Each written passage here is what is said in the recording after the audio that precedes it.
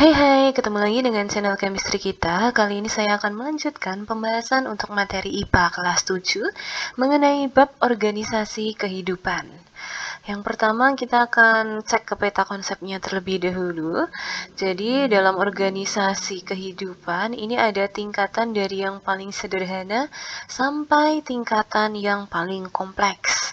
Nah, untuk sel tumbuhan, ini yang lebih kompleksnya ada jaringan tumbuhan, kemudian organ tumbuhan, sistem organ tumbuhan, dan yang paling kompleks adalah organisme berupa tumbuhan itu sendiri.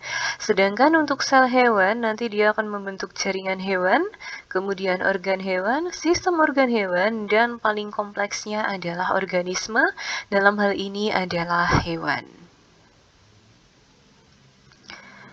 Yang pertama kita akan mempelajari mengenai sel.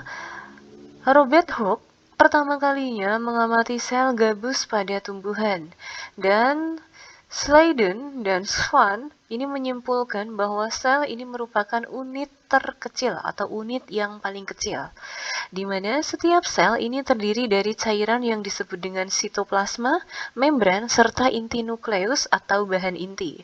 Berdasarkan ada tidaknya membran yang melindungi nukleus, sel dibagi menjadi dua, yaitu sel prokariot dan sel eukariot. Sel prokariot ini merupakan sel yang tidak memiliki membran nukleus. Misalnya adalah bakteri dan alga biru. Kemudian eukariot ini merupakan sel yang nukleusnya bermembran. Misalnya adalah hewan dan tumbuhan.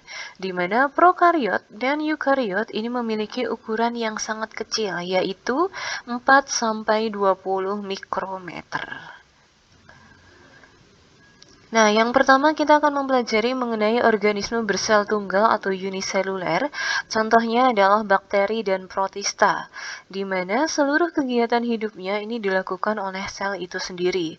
Nah, ini adalah contoh dari bakteri dan protistanya. Seperti ini gambarnya. Kemudian ada organisme yang bersel banyak atau yang disebut dengan multiseluler. Contohnya adalah manusia dan tumbuhan. Ini adalah gambar manusia, ini adalah tumbuhan. Di mana pada organisme yang bersel banyak atau multiseluler ini akan memiliki pembagian tugas pada sel-sel penyusunnya. Struktur sel secara umum ini akan tersusun dari membran dan protoplasma. Dan protoplasma itu sendiri terdiri dari sitoplasma atau cairan sel dan organel-organel. Nah, organel ini merupakan bagian sel yang memiliki fungsi khusus. Nah, ini adalah gambar dari sel. Nah, yang sebelah kiri di sini ini ada dinding selnya. Kemudian yang lebih dalam di sini ada membran selnya. Kemudian ini ada vakuola, yang biru besar ini adalah vakuola. Kemudian ini ada nukleusnya nih, di sini nukleusnya. Kemudian ada bagian-bagian yang lain, ada sitoskeleton, ada vesikel, ada retikulum, ada sitoplasma, ada vesikel, ada peroksisom, dan sebagainya. Kemudian untuk yang sebelah kanan, ini kurang lebih sama ya, ini ada nukleus, kemudian ada lisosom, ada sitoplasma, ada vesikel, ada retikulum, ada mitokondria, ada membran sel, dan sebagainya. Nanti kita akan mempelajari lebih detail. Nah, yang pertama mengenai membran sel. Membran sel ini tersusun atas fosfor, lemak atau lipid, karbohidrat, dan protein. Nah, membran sel ini berfungsi sebagai pelindung dan pengatur lalu lintas zat yang keluar masuk ke dalam sel. Membran sel ini bersifat semipermeabel, artinya hanya dapat dilewati oleh zat-zat tertentu. Nah, ini adalah gambar dari membran selnya. Ini adalah bagian luar sel. Nah, di sini ada karbohidrat, ini ada kepala hidrofilik. Hidrofilik artinya dia suka dengan air ya. Kemudian di sini ada bagian fosfolipid. Ini ada kanal dari proteinnya. Ini ada glikoprotein, kemudian ada glikolipid, ada kolesterol, dan sebagainya. Kemudian yang kedua yaitu sitoplasma. Sitoplasma ini merupakan cairan sel yang mengandung berbagai macam zat, diantaranya protein, lemak, karbohidrat, zat-zat anorganik, enzim, vitamin, dan hormon. Sitoplasma ini berfungsi sebagai tempat berlangsungnya reaksi metabolisme sel karena organel sel terdapat di dalam sitoplasma. Ini adalah sitoplasmanya. Kemudian ada nukleus atau inti sel. Nukleus ini tersusun atas membran, cairan inti atau nukleoplasma, kromosom, dan anak inti atau nukleolus. Cairan inti ini tersusun atas air, protein, dan mineral. Kemudian ada kromosom yang merupakan pembawa sifat menurun yang tersusun atas benang-benang kromatin. Dan nukleolus ini berperan dalam pembuatan komponen ribosom. Ya, ini adalah nukleolusnya, anak intinya ya. Kemudian di sini ada nukleoplasma. Di sini ada membran dalam, di sini membran luar.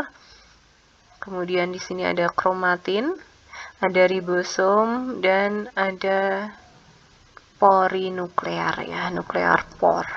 Kemudian ada mitokondria. Mitokondria adalah organel bermembran yang berfungsi sebagai tempat penghasil energi.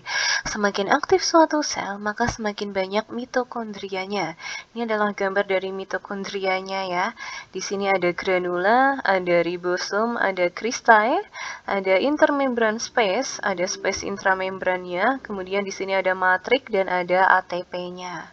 Selanjutnya untuk ribosom, ribosom ini berbentuk butiran-butiran. Ribosom ada yang menempel pada membran retikulum endoplasma dan ada pula yang bebas di sitoplasmanya. Ribosom ini berfungsi dalam pembuatan sintesis protein. Ini adalah gambar dari ribosom yang akan berguna dalam sintesis protein.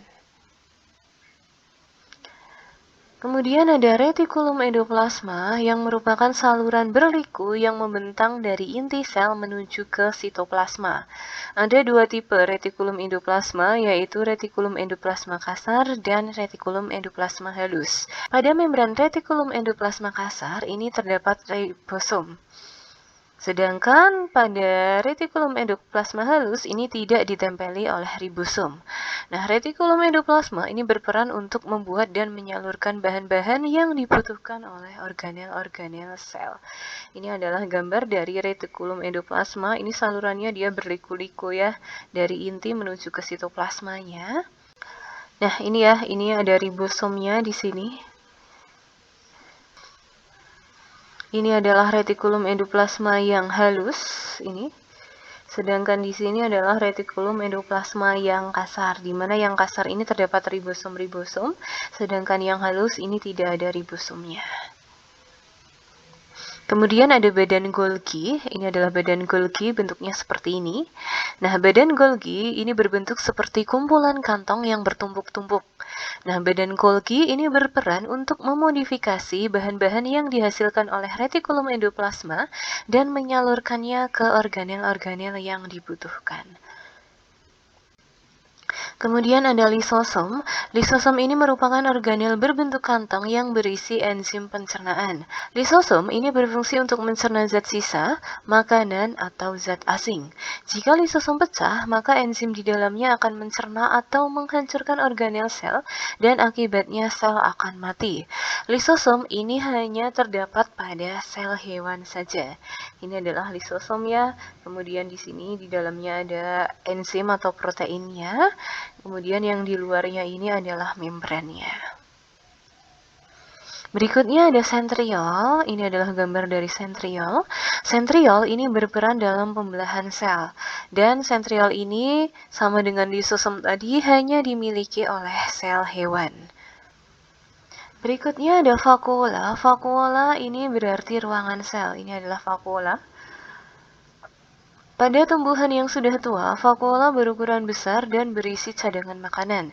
Sedangkan pada sel hewan, vakuola ini berukuran kecil. Dan pada protozoa, ini terdapat dua jenis vakuola, yaitu vakuola makanan yang berfungsi untuk mencerna makanan, dan vakuola kontraktil yang berfungsi mengeluarkan zat sisa dan mengatur keseimbangan air dalam sel. Nah, ini adalah vakuolanya. Kemudian ada plastisida. Plastisida hanya terdapat pada sel tumbuhan, di mana plastisida ini akan mengandung pigmen-pigmen tertentu. Jadi ada kloroplas, ini merupakan plastisida yang berwarna hijau karena memiliki klorofil dan berperan dalam proses fotosintesis. Sedangkan kromoplas ini berwarna kuning karena memiliki pigmen xanthofil. Dan leukoplas ini berfungsi sebagai tempat cadangan makanan. Nah, ini adalah gambar dari plastisida beserta bagian-bagiannya. Ini ada DNA kloroplastik. Ini ada granum, ada membran eksterna, ada membran interna, ada plastoglobulu, ada plastoribosoma, dan sebagainya. Berikutnya ada dinding sel. Nah, membran sel pada tumbuhan ini dilindungi oleh dinding sel. Selain melindungi sel, dinding sel juga menjaga bentuk sel tumbuhan yang tidak berubah dan kaku. Nah, ini adalah dinding selnya ya. Ini ada dinding sel, kemudian ini ada membran plasma, ini ada lamela tengahnya. Di sini ada protein yang larut, soluble, ada selulosa mikrofibril, ada pektin, ada hemiselulosa, dan sebagainya. Selanjutnya kita akan membandingkan struktur sel antara sel hewan dan sel tumbuhan. Yang pertama adalah nukleus. Nukleus ini berfungsi sebagai organ reproduksi, di mana pada sel hewan maupun sel tumbuhan ini terdapat nukleus. Kemudian yang kedua ada nukleolus. Ini sebagai tempat sintesis ribosom, baik di hewan maupun tumbuhan terdapat nukleolus. Yang ketiga ada ribosom bebas dan ada ribosom terikat retikulum endoplasma, di mana dia berfungsi sebagai tempat sintesis untuk protein, baik di sel hewan maupun di sel tumbuhan ini terdapat ribosom bebas dan ribosom terikat retikulum endoplasma. Selanjutnya ada retikulum endoplasma halus dan retikulum endoplasma kasar. Nah, ini berfungsi sebagai sintesis dan penyaluran bahan, di mana baik pada sel hewan maupun sel tumbuhan ini terdapat Re halus dan Re kasar. Kemudian ada badan Golgi yang berfungsi untuk memodifikasi dan penyaluran produk retikulum endoplasma. Baik di sel hewan maupun di sel tumbuhan, di sini terdapat badan Golgi. Berikutnya ada mitokondria sebagai penghasil energi. Ini juga di dalam sel hewan dan sel tumbuhan terdapat mitokondria. Kemudian ada lisosom sebagai tempat untuk pencernaan makanan. Nah, khusus untuk lisosom, ini di sel hewan terdapat lisosom, tetapi di sel tumbuhan tidak terdapat lisosom. Berikutnya ada kloroplas sebagai tempat fotosintesis dan ada dinding sel sebagai pelindung, di mana kloroplas dan dinding sel ini tidak terdapat pada sel hewan, tetapi dia terdapat pada sel tumbuhan. Berikutnya ada vakuola. Vakuola ini sebagai tempat penyimpanan makanan dan pengeluaran zat sisa, baik pada sel hewan maupun sel tumbuhan. Di sini terdapat vakuola. Dan yang terakhir ada centriole yang berfungsi untuk pembelahan sel. Ini hanya terdapat pada sel hewan saja. Selanjutnya kita akan mempelajari mengenai jaringan. Yang pertama adalah jaringan pada tumbuhan. Ada beberapa, yaitu jaringan epidermis, jaringan parenkim, jaringan penguat atau penyokong, dan jaringan pengangkut. Di mana jaringan epidermis ini merupakan jaringan paling luar dari tubuh tumbuhan. Jaringan epidermis ini akan menutupi seluruh tubuh tumbuhan mulai dari akar, batang, dan daun. Untuk jaringan parenkim ini disebut juga sebagai jaringan dasar karena menjadi tempat bagi jaringan lain, di mana parenkim ini tersusun atas banyak sel parenkima yang berdinding tipis. Yang ketiga, untuk jaringan penguat atau jaringan penyokong, di sini ada kolenkim yang merupakan jaringan yang memberi kekuatan yang bersifat sementara pada tumbuhan. Sedangkan sklerenkima ini merupakan jaringan penguat yang bersifat permanen. Kemudian ada jaringan pengangkut, ada xilem dan floem. Xilem ini adalah jaringan pembuluh kayu yang tersusun atas sel-sel memanjang yang sudah mati, di mana sel-sel tersebut ini saling menyambung membentuk suatu pembuluh. Nah, pembuluh inilah yang mengangkut air dan unsur hara dari akar menuju daun. Sedangkan floem atau jaringan pembuluh tapis ini terdiri atas sel-sel hidup berdinding tipis. Floem ini berfungsi untuk mengedarkan hasil fotosintesis dari daun ke seluruh tubuh tumbuhan. Nah, dalam tumbuhan di sini jaringannya ada beberapa ya. Ini lebih detailnya, ada meristem primer, fungsinya sebagai pertambahan tinggi, kemudian ada meristem sekunder sebagai pertambahan lebar. Kemudian yang ketiga ada epidermis sebagai pelindungan jaringan di dalamnya dan tempat pertukaran zat. Yang keempat ada parenkim, ini sebagai tempat jaringan lain. Kemudian ada jaringan penguat sebagai penyokong atau penguat. Tadi ada silem dan floem. Silem ini mengangkut air dan unsur hara dari akar menuju daun, sedangkan floem mengedarkan hasil fotosintesis dari daun ke seluruh tubuh tumbuhan. Yang kedua adalah jaringan hewan. Ini terbagi menjadi jaringan epitelium, jaringan otot, jaringan saraf, dan jaringan penyokong. Di mana jaringan epitelium ini berfungsi sebagai pelindung tubuh atau organ, pelapis saluran kelenjar, dan penerima rangsangan. Sedangkan jaringan otot ini terdapat otot polos, otot jantung, dan otot lurik. Yang ketiga ada jaringan saraf. Jaringan saraf ini tersusun atas sel-sel saraf atau neuron yang berfungsi menerima dan mengirim rangsangan.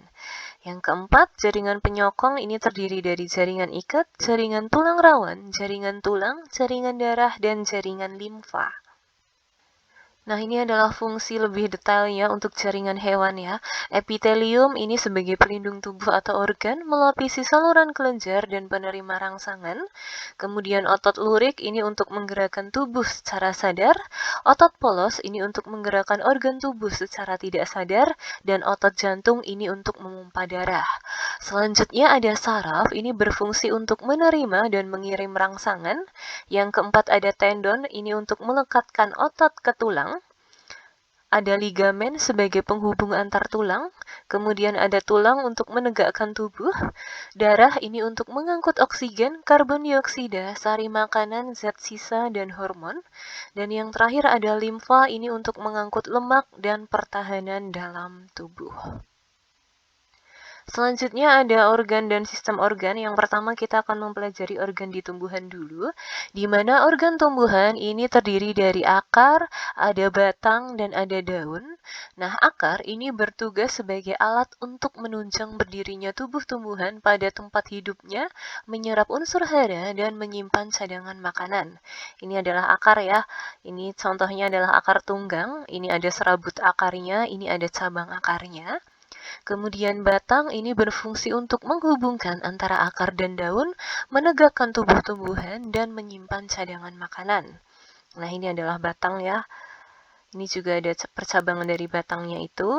Kemudian ada daun yang mempunyai fungsi utama sebagai tempat fotosintesis, kemudian sebagai penguapan air dan pertukaran udara.